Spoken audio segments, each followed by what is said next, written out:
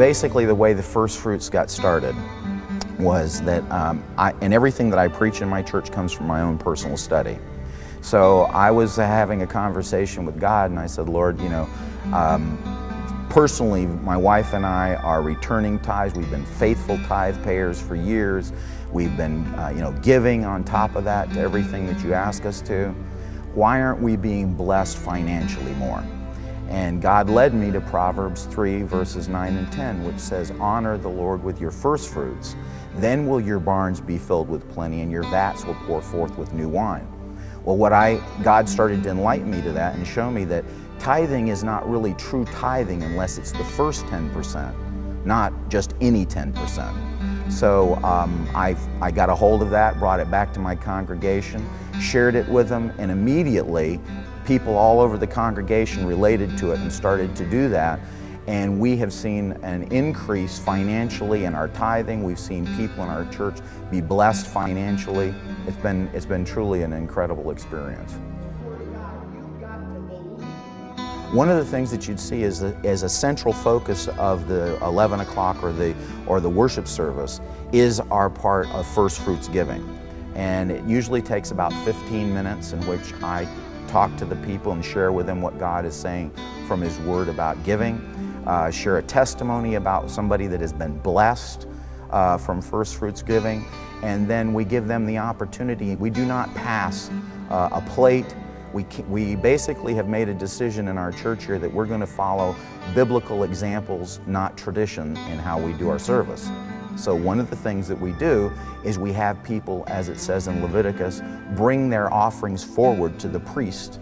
And I stand in front of the congregation, have a basket, and people bring their first fruits offerings forward. The music is playing, and people from all over the congregation come forward, and they stay up front if they're bringing their first fruits.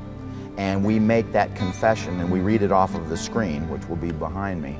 And then the people, and I also invite the other part of the congregation, the people who return first fruits, but this didn't happen to be the Sabbath that they had a first fruits offering, they stand all over the congregation and make the confession with us too. Declaration is basically, I'll give you the synopsis version. I was a sinner serving Satan. I made Jesus Christ my Lord. Therefore, I've been translated out of the kingdom of darkness into the kingdom of His dear Son. And now, Father, because you have saved me, I worship you with my first fruits. Our tithe was up about 80+% last year. The people themselves individually have been blessed financially, physically, relationally. It's been an amazing, each one has a little different story to tell of how it's blessed them. And I have been taught so much, especially about first fruits. And as I have been giving my tithes and offerings, the first fruits of my income, I have been abundantly blessed. God has paid my taxes on my house miraculously. He has supplied all of my needs, and He has not left me with anything that I need to worry about. First fruits have become primary in our lives, just like everyone else who's coming here. You see a difference the moment you start to believe and you start to understand what first fruits is all about. We have been blessed tremendously since we started following that teaching and understanding and learning more about it. First of all, I want to say that blessings come in many different ways, sometimes financially and sometimes otherwise. And one of the blessings that I received, to me, is just remarkable and so incredible, is the fact that my son was struggling in school, Peter. And as I started to be more obedient to God, and to tithe and return my first fruit and my offering, my son became also blessed. And he is now on honor roll, and he is doing excellent in school.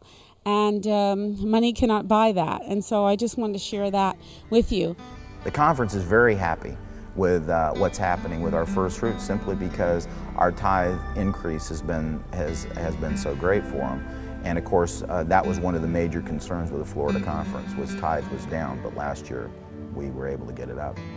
The advice that I would give to anybody is that if you choose to do it as a pastor, you must practice it yourself and get the blessings flowing in your life so that then you can share it with your congregation.